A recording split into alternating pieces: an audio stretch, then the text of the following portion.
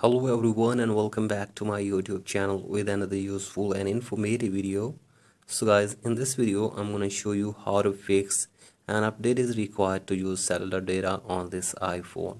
So if you are facing this problem on your iPhone, here I will show you how can you easily fix it. So first of all, go back to your home screen and here I will give you some possible solutions that can help you to fix this problem.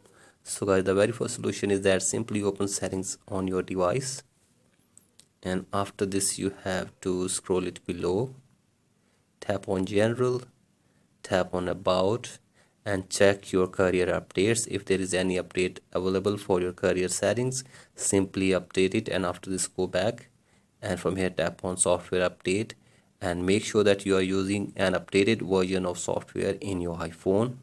And after this go back, and after this scroll it below again, tap on date and time and set your date and time from here.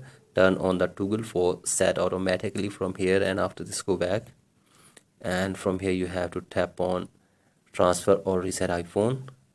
Tap on reset again and reset network settings on your iPhone. Tap on it and after this enter the passcode for your iPhone and reset your network settings, and after this check if the problem is fixed or not. And if you are still facing this problem, then you have to force restart your device for one time. So guys, simply press and release the volume up button and then down, and keep holding the power button until your device force restarts.